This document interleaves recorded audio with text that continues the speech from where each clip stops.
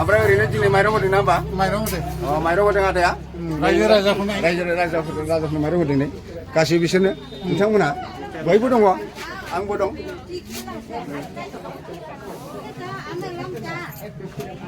চাউল পাইছ ন ৰাইজে পাইছ দি আছে ন চবে চাউল পাইছে গৈ আমাৰ এইফালে চাউল দি আছে বেচাসকল মাইৰং হোৱা নাই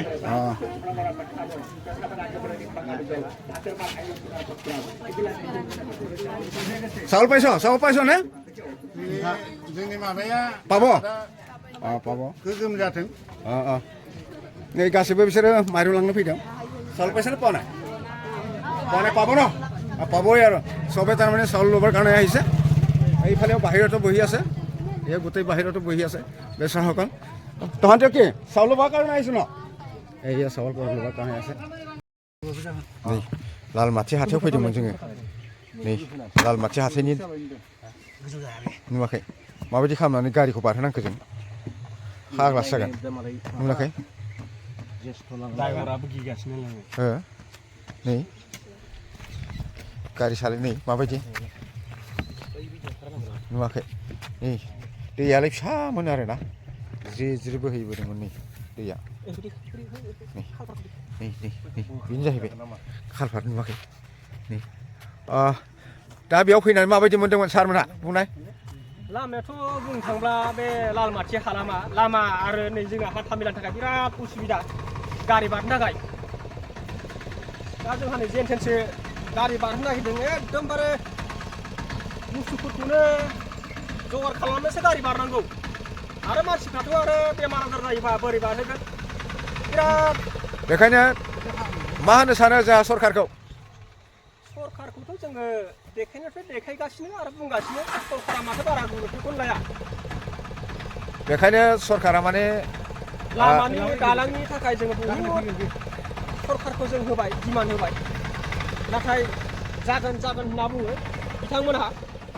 नाथाय दासिमबो कमप्लिटखौनो होआ माथो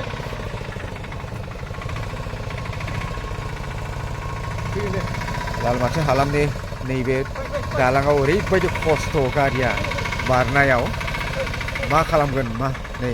जि खस्थ'यैसो दा फैबाय जोङो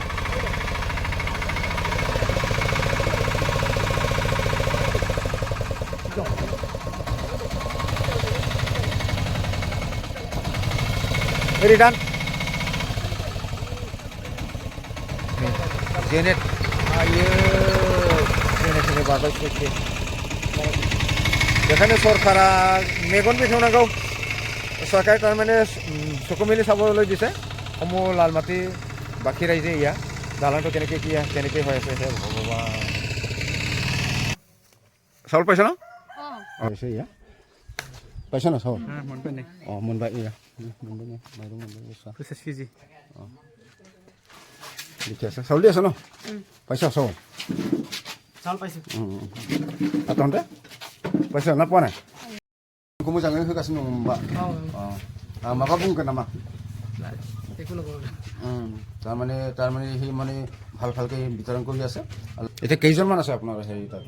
দোকানত টোটাল কাস্টমাৰ 409 তেওঁৰ কাষ্টমাৰ মানে 409 আছে নতুনকৈ আকৌ সেইটো কিবা আহিছে নেকি ভৰাবলগীয়া বৰ্তমান নতুন অহা নাই আগতে কেইটামান ভৰাইছে আপোনাৰ যোৱা মাহত নৱেম্বৰ মাহত এপ্লাই কৰাটো এতিয়া চাউল সোমাইছে বৰ্তমান 27টা সোমাইছিলে মোৰ আধাৰ কাৰ্ড টোটেল কাৰ্ড কেতিয়াবা আকৌ আহি থকা দিনত যিসকল মানে নতুনকৈ আহে তেতিয়া মানে কিবা ক'ব নেকি তাত যোগাযোগ যিমান পাৰে যোগাযোগ কৰি যিমান পাৰে মই পপুলেশ্যনটো বঢ়াবৰ কাৰণে চেষ্টা কৰিম আৰু